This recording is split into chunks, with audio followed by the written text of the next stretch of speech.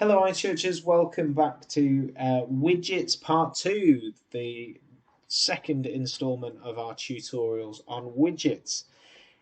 If you don't know what I'm talking about, then I'd recommend definitely watching the first widgets video. It's kind of important that you understand the concept behind widgets, as we're going to be looking at some slightly more advanced things today. So today we're mainly going to be focusing on what we call custom widget areas. And essentially, folks, what this does for us is it siphons some information, and it's a good way of siphoning information into our footer. And as we explained in the previous tutorial, widgets are mainly useful for our dynamic content. So content that changes, particularly changes without us needing to do anything directly with it. So static content is stuff that we would edit manually. Dynamic content is things like our latest posts. So that changes as soon as you add a new post. So that's why it's called dynamic content. So what we can do is we can siphon this dynamic content into our footer by using custom widget areas. If you haven't looked at using the footer before, that's tutorial number 10, so do have a look at that before continuing with this video. But our footer, we tend to split into a few columns because there's quite a bit of space widthways, so we can definitely take advantage of that and have lots of different information. Just to visit the Yorkshire Synod's website as an example, and we'll just wait for that to load.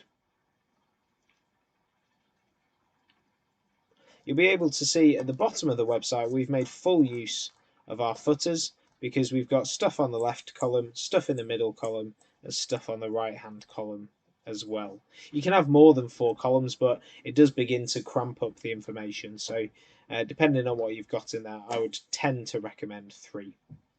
But where on earth do we set these columns? Well, we have already looked at columns in the footers section. They're in appearance and then theme options. But essentially what we're going to be doing to set up our custom widget areas, it doesn't have to be just dynamic content, it can be a combination of dynamic and static content. We go into our footer section, we first go to content, and then, my apologies, we go to footer, and then we can select the number of columns. We've done this in the footer video. Select the number of columns. If we want to change the proportions and stuff, we can. But what we're going to do this time, rather than having custom content, which we've gone to before, we're going to select floating widget area. And then we're going to select footer column 1 to custom widgets 1. You don't necessarily have to fully understand what I've just done there, folks, but if you do what this tutorial tells you, then you will achieve what you want to achieve, essentially.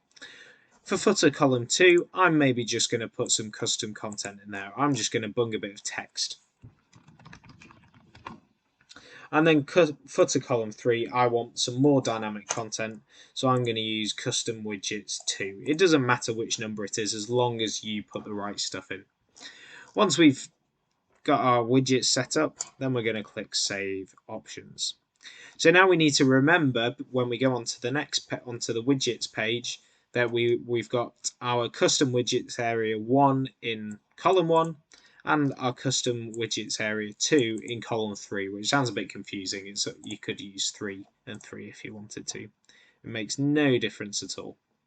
So then we're going to go to widgets again, and I'm not going to dwell on the ins and outs of creating widgets and adding widgets in, because we did that in the first part of the widgets tutorial.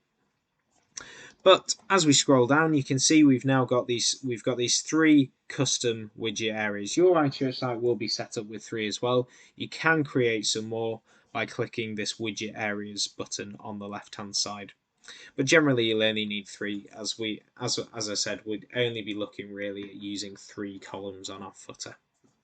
So we can open up our custom widgets area and we can add in our widgets. So again, the only reason we'd want to use custom widgets really is to get that dynamic content into our page. So whether it be latest posts, or if we browse all, what we could do is embed something like our Facebook feed or our YouTube feed. If you want to look into that a little bit more, then do just get in touch, iChurch@urc.org.uk, because integrating our Facebook feed onto our website helps to make our website look more dynamic, even if we've actually not touched it for a while. Because as long as you're putting posts up on Facebook, which is obviously a better way of reaching to more people, then it will also reflect those changes on the website as well to make it look nice and dynamic. I'm not going to dwell on any of the individual widgets we could add in, because we've gone through a lot of those in the previous tutorial. But just to demonstrate, let's add, say, this gallery in to our widget custom widget area. I'm just going to select a few random photos just to display the idea of it. We're going to click update, and we know we've put it in custom widgets area 1. So then when we refresh our page, any of the pages, we've got our gallery displaying now on this left-hand column. And then you can also see the bit of text that we've put in column 2 as well. So that is custom widgets in a nutshell, folks. It's what we can use to put dynamic content into our footer columns. If you have any questions, as always, don't hesitate to get in touch, iChurch@urc.org.uk. We'll be happy to hear from you, happy to help you. Take care.